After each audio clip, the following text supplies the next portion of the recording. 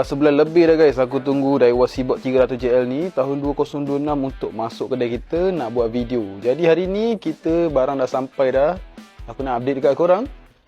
Daiwa Seaboard 300JL terbaru tahun 2026 dah ada kat kedai. Jadi aku tahu ramai yang tunggu mesin ni.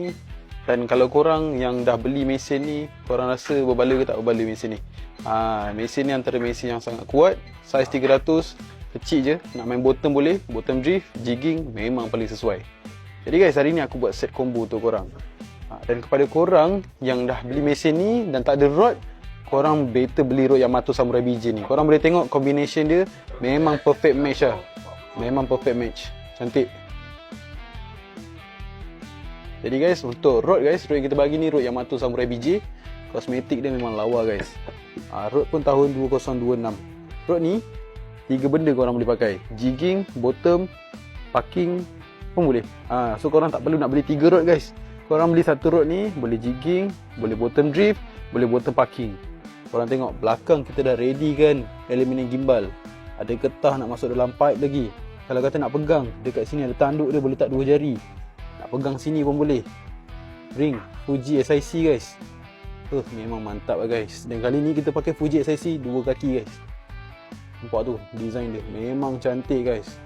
Jadi kepada korang yang dah ada mesin Seaboard 300 ataupun 400 nak cari joran yang boleh 3 dalam 1, boleh ambil joran Samurai BJ ni. Action dia memang best lah. Kalau korang nak tengok action dia tarikan, korang boleh tengok ujung video. Nampak tu action dia. Depan dia memang mantap. Jadi guys, dalam set ni kita akan bagi mesin, rod, tali dan juga bateri.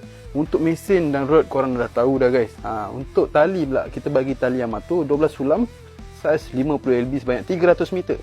Untuk 50LB ni ikan bawah 50 kilo memang tak ada masalah untuk korang tarik. Dan untuk 300 meter memang sangat-sangat cukup lah. Yang mana nak main race Menanjung, Sabah Sarawak pun boleh, tak ada masalah.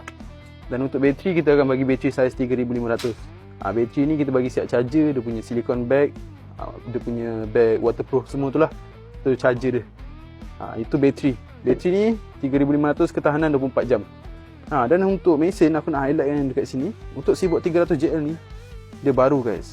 Tahun 2026 dan dia menggunakan enjin Max G guys. Walaupun dia tak tulis kat sini G300 tapi dia menggunakan enjin G. So memang sangat kuat lah. So ini dia punya ratio berat, drag dia, ball bearing dia. Dan dia punya speed, kalau korang tengok kat sini, speed dia 225 per minit. Memang laju guys. Jadi kalau kata korang strike ikan tu, korang tekan je, memang 99% memang kena lah. Jadi sesiapa yang tengah mencari set Seaboard Daiwa Seaboard 300JL terbaru 2026 ni, nak beli senang je guys. Korang boleh screenshot whiteboard ni, DM kita sekarang untuk harga. Ataupun datang kedai kita, alamat dekat atas. Berminat korang DM guys. 中恐龙，中恐龙。不进啊，我摇开车还是进啊。我没错。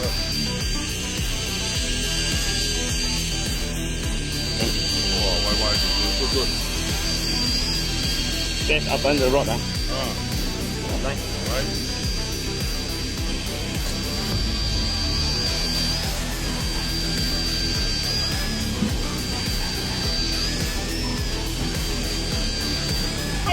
Ini ya.